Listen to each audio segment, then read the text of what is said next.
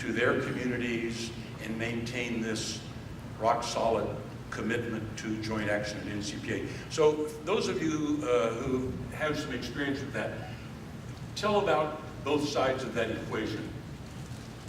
It's very strange in politics, and I look at today compared to my day, and it's really strange. When I went on council in '74, my seatmate, and I'm a Republican, was on this Republican Central Committee, was Hugh Flournoy's campaign manager in the Shasta County area. And I'm sitting next to my seatmate, who is Don Dempster, who is chairman of the Democratic Central Committee in Redding, California, and is about as liberal a person you can be. And we're sitting in council, and I'm thinking to myself, because we're both elected the same year, how in the world are we going to ever get something done here?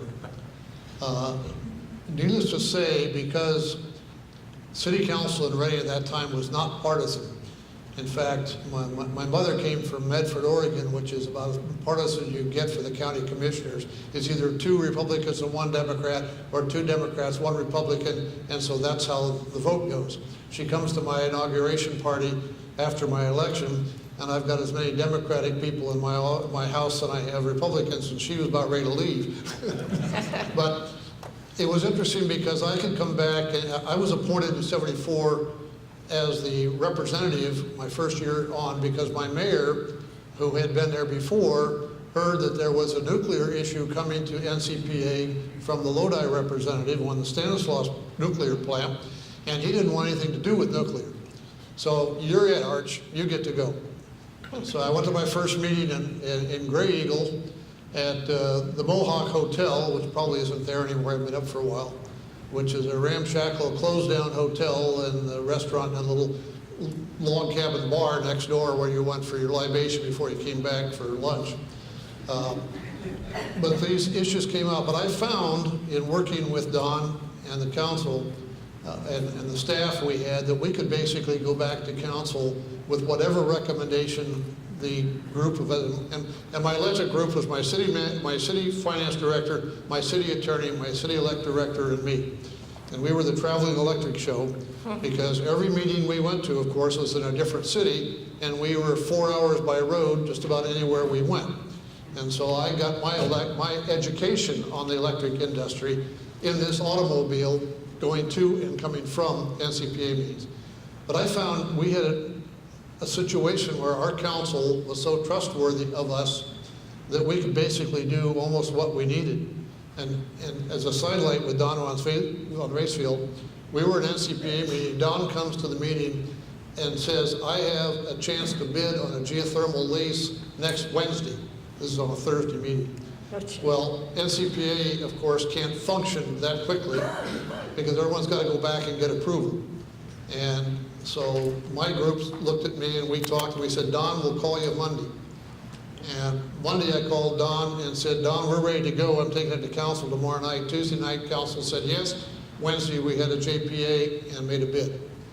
That was the kind of situation I had, which I thought was wonderful.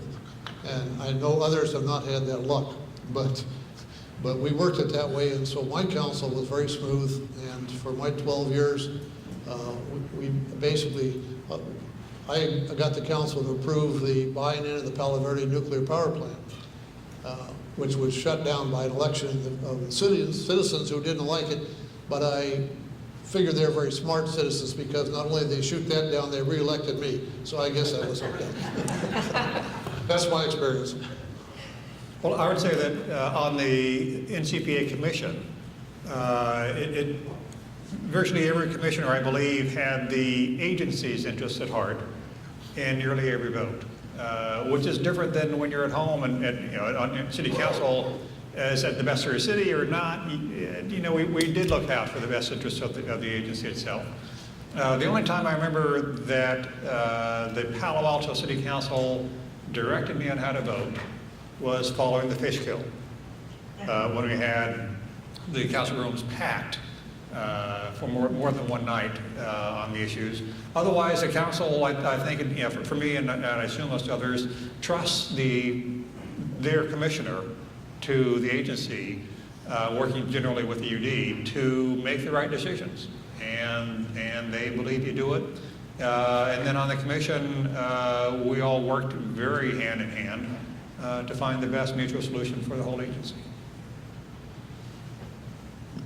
I could add just one from the viewpoint of a city manager watching in some ways these activities. I think it has a lot to do with the trust that, first of all, the council develops in their electric department staff, the managers and the staff, that, you know, any recommendation that they bring forward is so well thought through, whether it's the city level or NCPA, that you know that it's a good recommendation.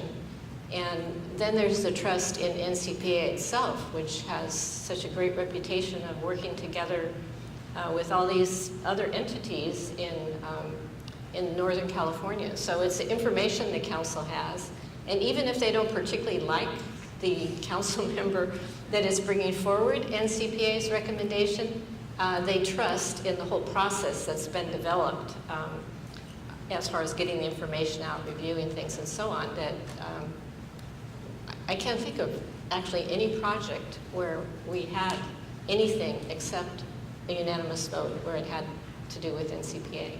I can think of other examples, but not NCPA. Byrne used the word trust, and I think you have to have trust, and in order to have trust, you have to have credibility. And I think if I could ask all the NCPA, current NCPA employees to stand up, I want you to know that you are trustees of this baby. Am I the only one? And all of the parents, aunts and uncles and cousins are willing to work with you.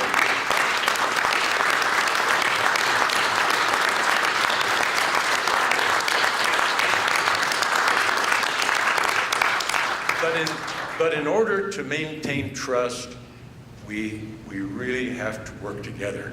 Do we have time for a few questions? Okay, first question.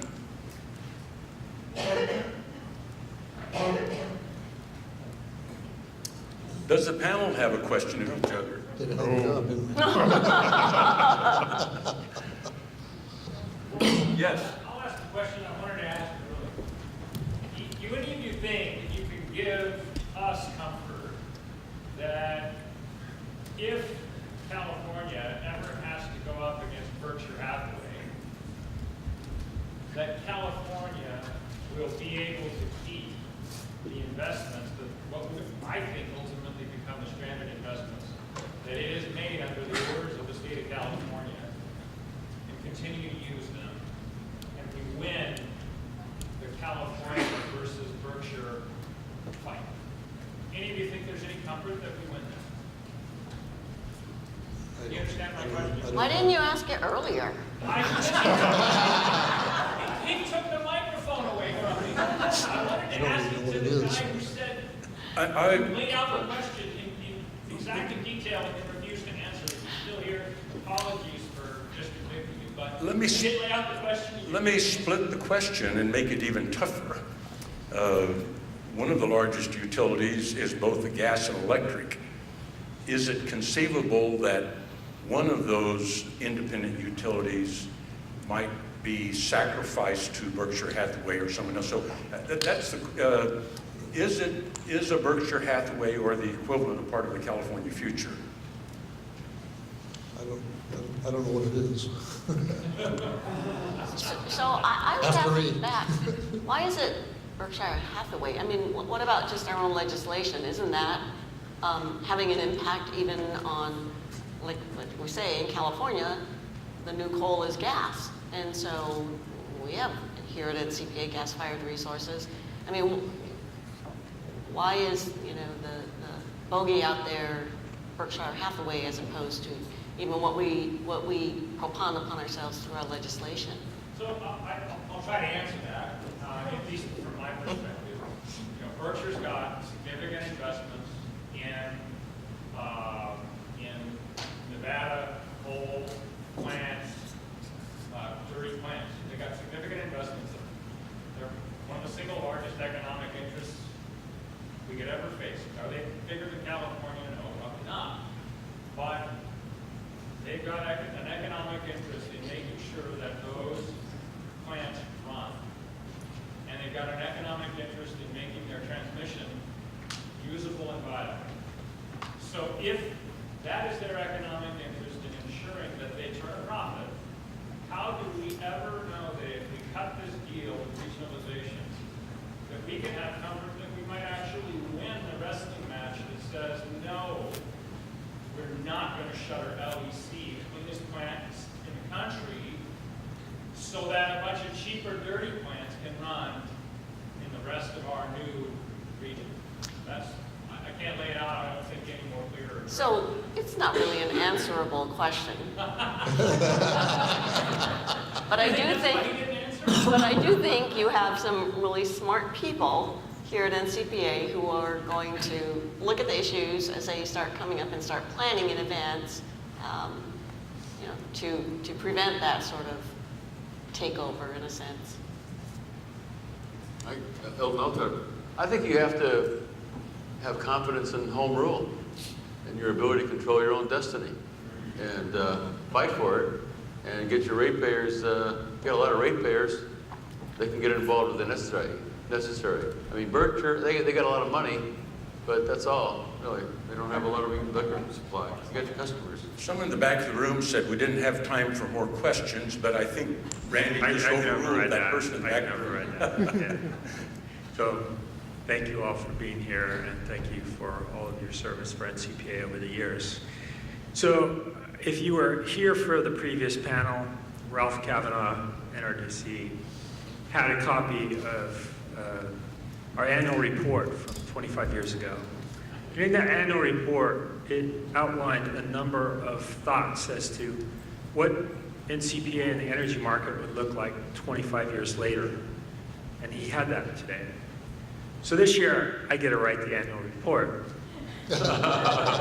And I'd like to hear from you all who have had the historical experience. What do you think it's going to look like? What do you think I should write for the next, what's going to 25 years look like to all of you? I had a hard time figuring out what it's going to look like when I left in '86. That's been a few years ago. So I can't really expand from that point because I'm not up to date with where you are. Unfortunately, I have not been kept abreast because that's not my field. Sorry, but thank you for the offer. The one observation I can make is that 25 years ago, by and large, the agency, its members and ratepayers were in control of their own destiny. Now, there are tremendous influence from the outside, things that you have either cannot control or have a harder time to control. And ultimately, I guess it gets down to that, is how will you effectuate maintaining your own independence?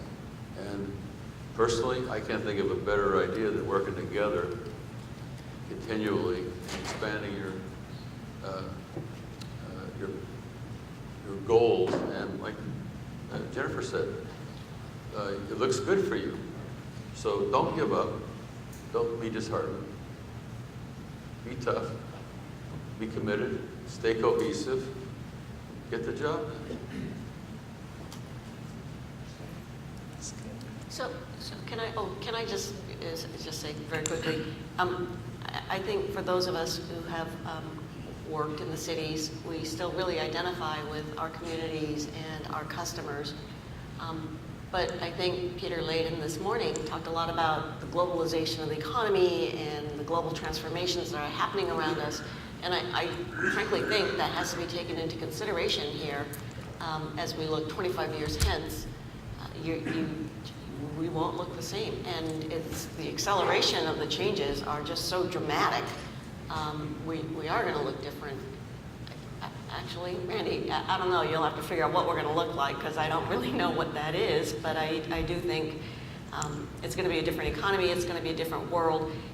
We're all, I mean, all these, like you know, in 25 years, all these baby boomers are gone, so you don't have to worry about them anymore. But you will have to think then about, okay, some might live for a while longer, but still, I think that the population will be very different as well. Randy, if I could give you my impression, is I wouldn't want to predict 25 years, but taking away from the speaker this morning, I think we have to concur that the rate of change is increasing. But I think the trends that we're aware of are predictors of where we're going to be in the nearer term, maybe 8 or 10 years out. And we need to scramble to deal with that while staying aware of the fact that change is coming faster and faster. Sarah?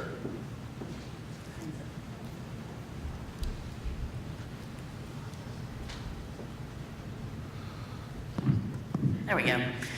Sarah Tahiri with NCPA. Thank you so much for being here. I'm a relatively new employee at NCPA, so just hearing some of your stories is really interesting to hear, and I can develop a better picture in my mind of how we got to where we are today. So my question is really, if you had one piece of advice, to give NCPA and our employees for success in the future, 50 years down the line, what would it be? Well, I was thinking in the previous question on what things should be like in 25 years. I don't know, but will we as an organization be here? And I think it's yes, because as Ella mentioned, change is coming faster and faster. It takes flexibility. And I think that an agency like us, made up of a lot of small parts, so to speak, will be more flexible than a large organization. And so in terms of advice, it is to remember that there's going to be change all the time, and that, there's this little book that Cheryl made me read a long time ago, Who Moved the Cheese? And the basic set of it is you can't be fixed on, this is the answer, I'm going to stick with it. If it's not going to work tomorrow, get rid of it. And you've got to be ready to do that all the time. I think what you need to look at is, it's been amazing to me, from what I've heard today, having been gone as long as I have, to have watched this organization, which has a lot of moving parts, has a lot of independent desires of each city, but have still coalesced to look at the common good of the whole organization. And so every city has done something a little bit differently on their own, but they're still all part of this. And this is a amalgam that makes it work and speaks for it and gives it power, even though you don't have to give up a whole lot to do it independently. You could still work together and be independent. And this has been an organization that's shown that for the 50 years you've been together. And so I think where you're headed, don't lose that sight, because that's what's going to keep you going in the future. I would add just one point. The example today at the luncheon with the recognizing the utilities to help with the car fire, I was very impressed with that, because often we don't recognize the electric side of emergencies. We see the fire department, the police department, and I was really pleased to see that. But I think it shows just another aspect of working together, where you communicate, you work together, and when you need something, you're ready to do it. You can do it Wednesday when they tell you about it on Monday. And so I think that working together cooperatively, respecting each other, if you can keep that going, you're going to be able to have a really good and much longer history than 50 years.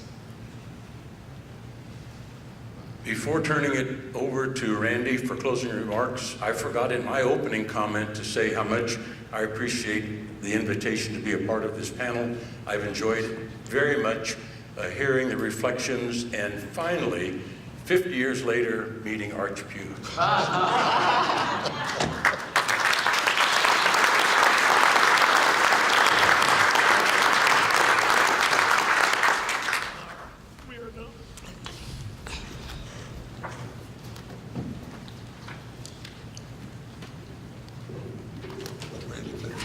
So again, I thank you all for all of your efforts and work that have helped us get to this point in 50 years. And I appreciate your willingness to come and join us today. So thank you again. Thank you. You're welcome.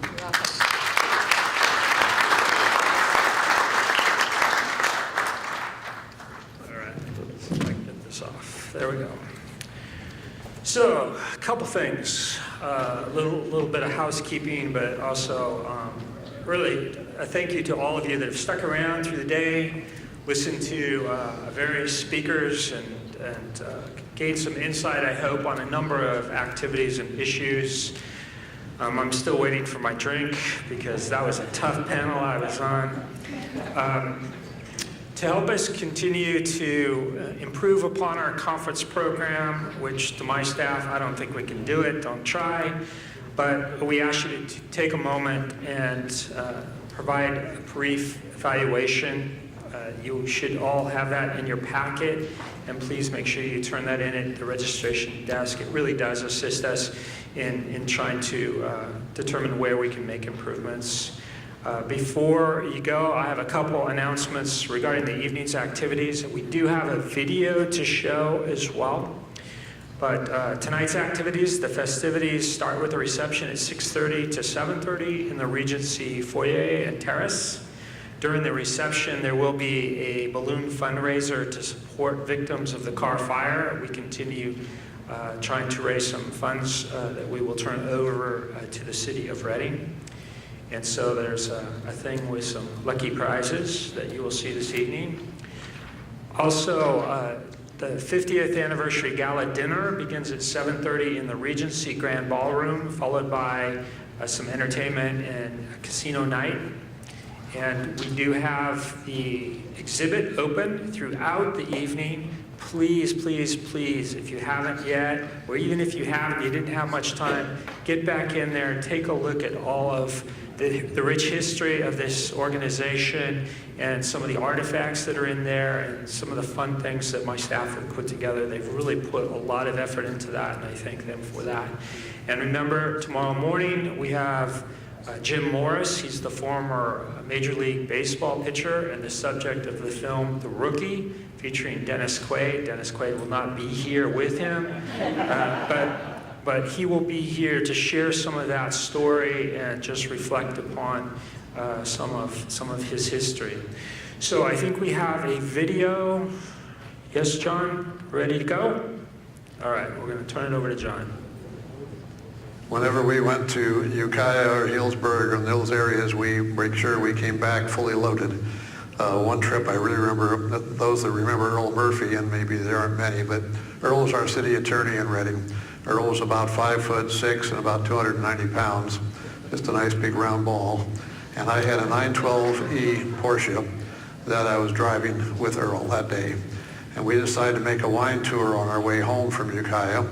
And believe it or not, we put 9 cases of wine in my little Porsche with the 2 of us in there. We had every bottle individually wrapped in the boot and stacked. And we had bottles under the seats, behind the seats, and cases behind the seats to make the full. We came home via south of Berryessa and down Plum Creek, which is a nice windy road. We were worried if we ever got in a wreck, they'd know they'd throw us away.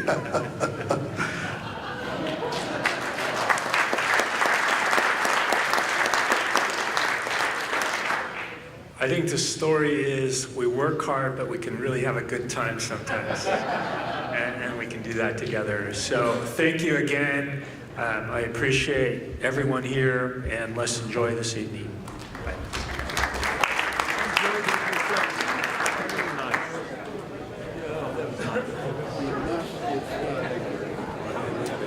You know, when you have to pause and reflect and distill, I mean, it's fun. And, you know, for very little awareness, whatever